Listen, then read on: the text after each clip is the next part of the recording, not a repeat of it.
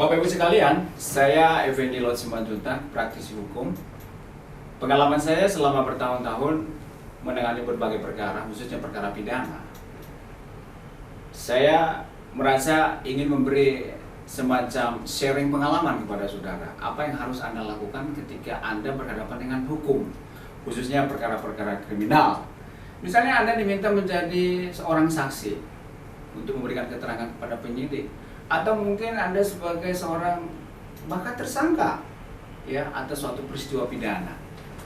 Secara teori ada 3 hal yang harus kita tahu, bahwa ada pelaku, ada korban, dan ada bukti.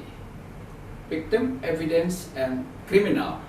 Ketiga hal ini menjadi elemen-elemen dari suatu pidana yang nantinya berdasarkan ketiga elemen ini, penyidik meyakini ada peristiwa pidana atas 2 alat bukti yang sangat meyakinkan. Alat bukti itu bisa keterangan saksi, juga bisa surat-surat. Nah, berdasarkan 2 alat bukti inilah seseorang bisa dijadikan sebagai seorang tersangka. Nah, ketika Anda diminta menjadi seorang saksi misalnya oleh penyidik, kalau Anda diminta datang hanya memberikan keterangan apa yang Anda ketahui, apa yang Anda alami, dan apa yang Anda saksikan sendiri. Itu ketika Anda menjadi seorang saksi. Nah, sekarang bagaimana kalau Anda sebagai seorang tersangka? Ya, itu tadi 2 alat bukti itu sudah menjadi pedoman penyidik. Oleh karena itu, ketika Anda datang di hadapan penyidik, pastikan Anda betul-betul tidak juga terlalu nervous atau merasa gelisah, walaupun itu sebenarnya sangat manusiawi ya.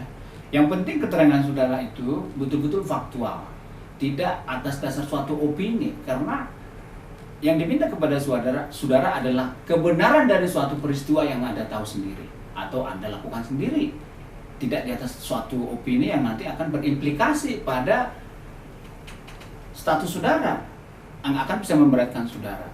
Nah, oleh karena itu sebaiknya Anda tetap rileks, dan kepada penyidik Anda kooperatif ya, tidak perlu seperti bermusuhan, tidak. Dan juga keterangan saudara itu tidak perlu panjang-panjang, tapi tidak juga terlalu pendek-pendek, jadi wajar-wajar saja Anda sampaikan kepada penyidik. Nah, kemudian dokumen-dokumen yang Anda berikan itu menjadi supporting documents untuk membuktikan bahwa Anda mungkin tidak bersalah. Nah, kemudian keterangan-keterangan saudara ini sebisa mungkin jangan berkonflikting atau bertentangan dengan keterangan-keterangan sebelumnya. Karena ketika Anda memberikan keterangan yang terlalu panjang dan berbelit-belit, bukan tidak mungkin Anda juga akan diminta lagi datang lagi, dan ini membuat Anda akan stres.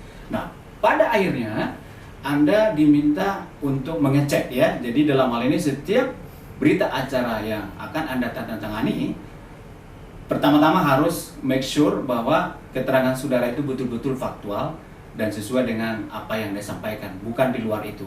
Ketika itu Anda menemukan sesuatu yang tidak cocok, Anda tinggal ganti, setelah itu baru tanda tangan. Memang secara sederhana itu yang bisa saya sampaikan. Untuk lebih lanjut, barangkali Anda bisa menghubungi penasihat hukum atau bisa menghubungi kantor kami. Sekian dan terima kasih.